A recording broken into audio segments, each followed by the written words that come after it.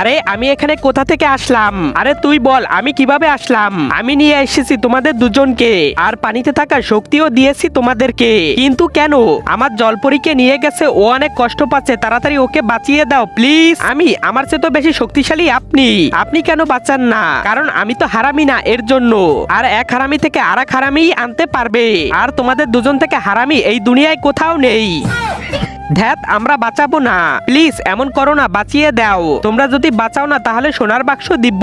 ঠিক আছে, আমাদেরকে ওখানে নিয়ে চলো। মন্ত্রী নিয়ে যাও। জি মহারাজ।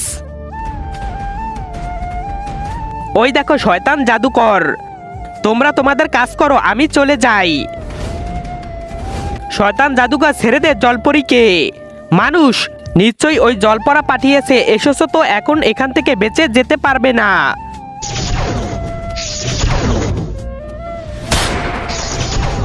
ও তো মারামারি করতেছে, আমি এক কাজ করি, জলপরীকে নিয়ে যাই, তাহলে সোনা আমি পাবো।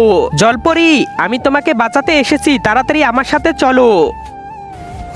জলপরা, আমি জলপরীকে বাঁচিয়ে নিয়ে এসেছি। বাবু তুমি ঠিক আছো তো? হ্যাঁ স্বামী। জলপরা, আমার বকশিস দাও।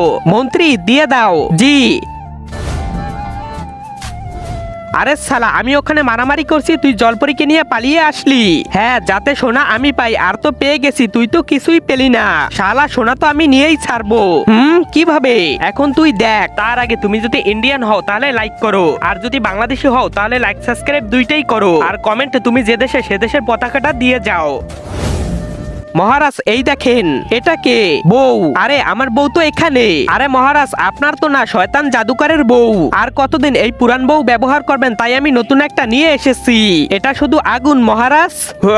ঠিক বলেছিস তুই, এটাকে এখন কাউকে দিয়ে দে। মন্ত্রী, এই সোনা ওকে দিয়ে দে।